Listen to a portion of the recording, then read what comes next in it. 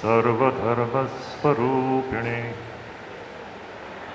अवतारवरिष्ठाय रामकृष्णाय ते नमः। परात्मानमेकं जगद्बीजमाद्यं निरीहं निराकारमोङ्कारवेद्यं यतो जायते पाल्यते येन विश्वं तमीशं भजे लीयते यत्र विश्वं। हरि ओं तत्सत्। हरि ओं तत्सत्। हरि ओं तत्सत्। Revered Swami Nityananda Ji Maharaj, my pranams to Maharaj, my pranams to revered Swami Shantatmanand Ji Maharaj, my pranams to revered Swami Nikhileshwanand Ji Maharaj, and Swami Bodhamayan Ji Maharaj is yet to come, and my pranams to him also. So dear devotees, today we have assembled here on a very important occasion, that is the 125th anniversary of Ramakrishna Math, Chennai. And it is also noteworthy that Ramakrishna Mission also has concluded its celebration of its 125th anniversary. So it is a very proud moment for all of us who are associated with Ramakrishna Math and Ramakrishna Mission for the exemplary service which this great global institution has rendered to the entire humanity. And this Ramakrishna Math and Ramakrishna Mission, along with, I should say, the nuns of the Ramakrishna Sarada Mission and Sarada Math, all the lay devotees, and all those who have subscribed to Ramakrishna Bhavadhara, all of them put together, they comprise the Ramakrishna Sangha or the Ramakrishna order. It is a family. It's a family consisting of the monks, the nuns, the lay members, all of them who have subscribed to this universal Bhavadhara of Sri Ramakrishna. What is this Sri Ramakrishna's Bhavadhara which we are talking about? It is the Ramakrishna's view of the human being and the way of life which he prescribes. It is Ramakrishna's view as well as way of human life, which is what we actually refer to as Ramakrishna Bhavadhara. Now when we are talking about this Ramakrishna Bhavadhara, we should remember that this Bhavadhara is a rare spiritual phenomenon in the world today. It's really a very rare spiritual phenomenon. And at the center of this great spiritual phenomenon, we have the most attractive personality of Sri Ramakrishna. And when we think about Sri Ramakrishna, obviously certain questions come to our mind. What is that we see in Sri Ramakrishna's life? Now, all of us are devotees of Sri Ramakrishna. What does it mean to meditate on Sri Ramakrishna? Most of us are here initiated devotees, and we have been asked to meditate on Sri Ramakrishna. What do we mean by meditating on Sri Ramakrishna? Or, in another way, we should ask, what do we find in Sri Ramakrishna's personality? To put it in a very simple way and in a very general way, without going into the philosophical intricacies of the whole matter, what we see in Sri Ramakrishna is, number one, intense love for that which is Satyam. Brahman alone is Satyam. Bhagavan alone is Satyam. And utmost dispassion and revulsion for that which is Mithya. Utmost revulsion and aversion for world and worldliness. This is what we find in Sri Ramakrishna's life. That mad love for Bhagavan. Why?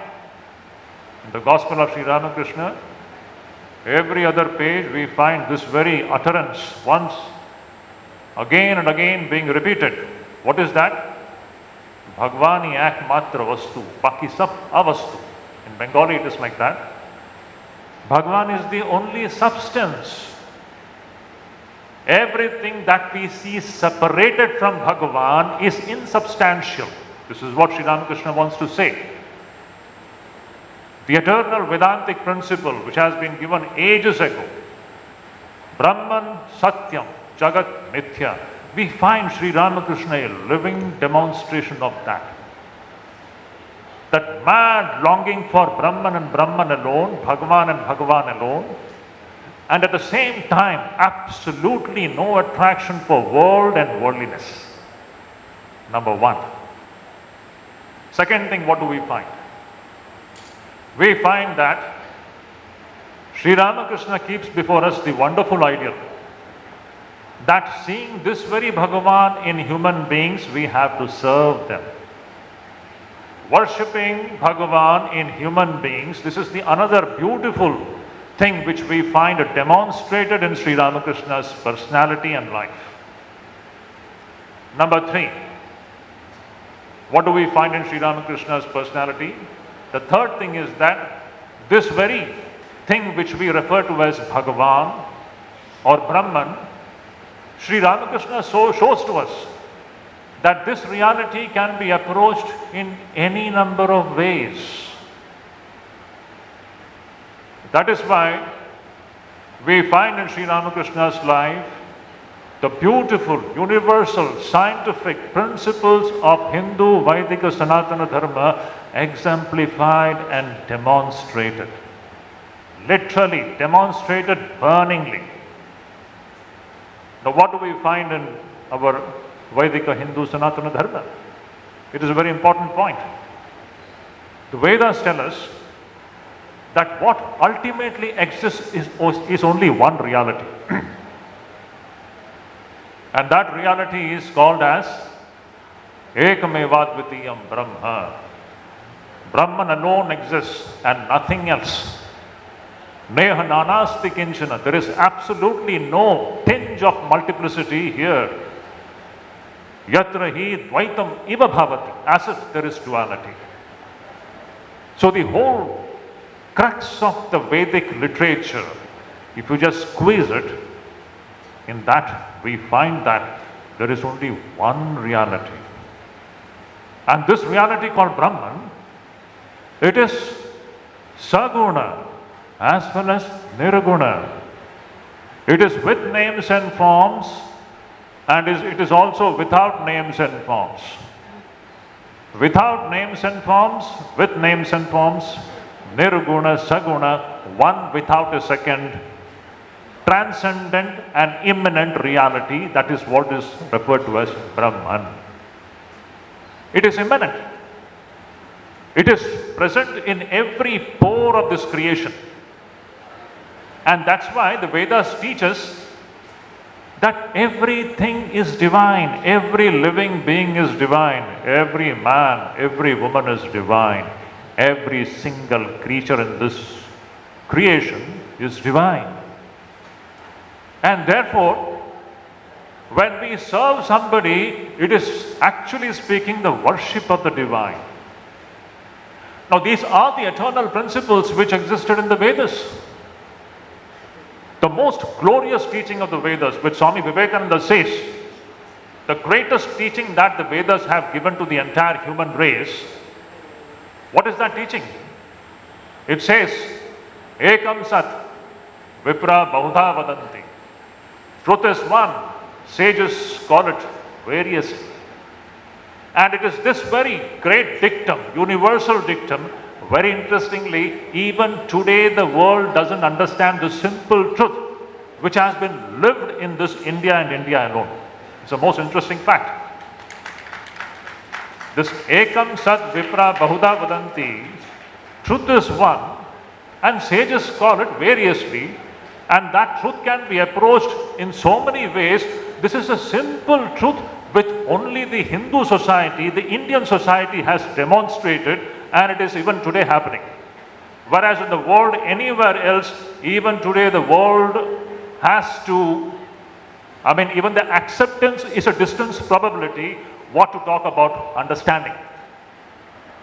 So what I want to stress is that in Sri Ramakrishna we find the living demonstration of these Vedic principles.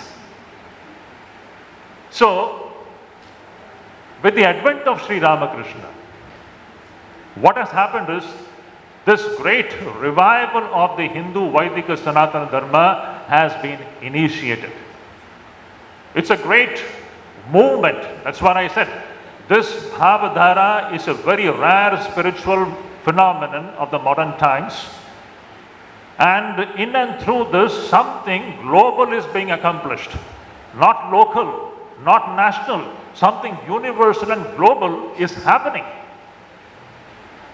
So, with Sri Ramakrishna's advent, what is happening is, number one, Sri Ramakrishna came to breathe fresh new life into the Hindu Sanatana Dharma, number one. Secondly, Sri Ramakrishna's advent was for the sake of taking India back to her Vedic roots. This work of taking India back to her Vedic roots, interestingly, it was initiated by Bhagwan Sri Shankaracharya 1200 years ago. We know that historically. And Swami Vivekananda says it is that very work which is continuing through Ramakrishna Bhavadhara. That very work of taking this great nation back to the Vedic roots. And all of us here, we should understand one point. This is the land of the Vedas. We should not be having any doubt about this great fact. Today there is a lot of misconception about the identity, the true root identity of this great land. Swami Vivekananda hammers this idea again and again. So in Sri Ramakrishna we find this, his advent actually marks this great movement to take India back to her Vedic roots. And with this, with the new awakening in the Indian society, what is going to happen is the whole world is going to be benefited. So through a Prabuddha Bharata, a Prabuddha Vishwa is going to be brought about. So Sri Ramakrishna came, Vivekananda came to awaken India from a deep, long slumber which it has been deeply immersed in for the last 1,000 years. And with the awakening of the true Vedic India, the whole world is going to be benefited. Why I am saying this? In 1896, Swami Vivekananda had given a beautiful statement. Perhaps in England, when he was in England, he said that in America I have just started my work. I have just raised one or two waves. We have to raise a tidal wave. The society has to be turned upside down. The world has to be given a new civilization. What a wonderful utterance. In 1896, Vivekananda is saying that the world has to be given a new civilization. Just imagine his foresight. He is thinking about a new world of the future whose basic foundation will be spirituality. The only purpose of India's existence is to provide spirituality to the entire human race. Vivekananda again and again says, this is the main mission of this great country called Bharat. Otherwise, India has got no other purpose. It is existing for this very one thing, to give a new spiritual foundation to the entire human race. Now, one more point and I shall finish my talk. There is not much time. Now, this is the reason why I say that this Sri Ramakrishna Bhavadhara is a rare spiritual phenomenon, because it is not sectarian, it is not local, it is not national. It is something which is meant for the entire human race, for the welfare of everybody. So, to be associated with this Bhavadhara is a very great good fortune. This point I had referred to earlier also in some of my talks. But I would like to place this point before all of you dear devotees and students, because it is very important. Bhagwan Sri Shankaracharya, in one of his masterpieces, he says, three things are extremely durlabham in human life. He says, durlabham trayamai vaitat devanugraha haitukam manushyatvam mumukshutvam mahapurusha samshrayata. Three things are extremely rare in this creation. Durlabham, he doesn't say sulabham. It is durlabham, very difficult to get. It's very rare. What are these three things? Birth in a human body.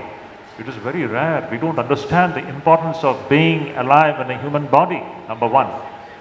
Second, the desire for moksha, the desire for liberation, it is even rarer than that. What is Sri Ramakrishna's function? We are all devotees of Sri Ramakrishna. Sri Ramakrishna's sole function is what? Khandana bhava bandhana. The first three words of the Ramakrishna Stotram, what does it refer to? To put an complete end to our sansaritvam. Khandana bhava bandhana. He stands for moksha. So this mumukshutvam is even a rare quality, Shankaracharya says. And the third thing which is even more difficult to get is Mahapurusha Samshraya, the guidance of a Sadguru, the guidance of a true spiritual teacher. This is even more difficult. Now, in the same strain, I would want all the devotees to know one thing. Now, this Ramakrishna Bhavdhara, which we have been talking about here, which I stated that it is a rare spiritual phenomenon. Why I am saying it is a very rare spiritual phenomenon? Three things in the same vein we can say is extremely difficult for all of us to get. The first thing is Ramakrishna Bhakti. Devotion for Ramakrishna is not easy because he represents something universal. It is difficult for the human mind to become universal, leave all narrowness. When we are subscribing to Ramakrishna's Bhavatara, we have to sacrifice all pettiness, all narrowness, all smallness. It is difficult. Second thing which is more difficult than that is Ramakrishna Sangha Pravesha. To get associated with this Ramakrishna Sangha, as I said in the beginning of my talk, Ramakrishna Sangha is the family of people who have subscribed to Ramakrishna Bhavadhara. It is a family which is completely devoted to moksha, and it is a family which is devoted to the welfare of the entire human race. Atmano mokshartham jagadhitayacha. So this is a very unique family. To get entry into this Sangha is more difficult than that. And the last point is Ramakrishna Sanghatma Bhava. To become fully identified with the activities of this beautiful Sangha is even more difficult. So three things which are extremely rare in this creation, I would say, in the line of Bhagwan Sri Shankaracharya, that is Ramakrishna Bhakti. Durlabham to Ramakrishna Raga Bhakti Bhavanam. Swami Shuddhidananda says in one of his stotras, Ramakrishna Bhakti is Durlabham, Ramakrishna Raga is Durlabham, and Ramakrishna Bhava is Durlabham. It is not that easy. So, this devotion for Sri Ramakrishna, and then getting associated with Ramakrishna Sangha, and finally becoming fully identified with Ramakrishna Sangha's activities is the rarest thing. Now, why I am stating this? Just imagine how fortunate we all are that we have some amount of devotion for Sri Ramakrishna. It may not be fully blazing devotion, at least some devotion we have. We all have got connected with this great Sangha, which is a rare spiritual phenomenon, and we are actively involved with the different activities run by the Ramakrishna Math and Mission. So in this way, my dear devotees, I want all of you to feel this intensely, that it is a great good fortune. Today morning, revered Suvidananda Ji Maharaj, in his talk, he was talking about Ramakrishna's eternal call. He has called all of us. He has called, come, come. That is why, if these three things are happening, we should remember it is happening by Sri Ramakrishna's grace and anugraha. If we have come here to this great, rare spiritual phenomenon, it is owing to Ramakrishna's eternal call. So how blessed we are, how fortunate we are that we have become the part of this unique spiritual organization. So we have to see to it that as a devotee of this great personality called Ramakrishna, we should remember its ultimate ideal is this great principle of Atmano Mokshartham and Jagat Hitaya Cha. We are a family which is dedicated to the ideal of moksha on the one side and working for the well-being of the entire human race. Thank you so much.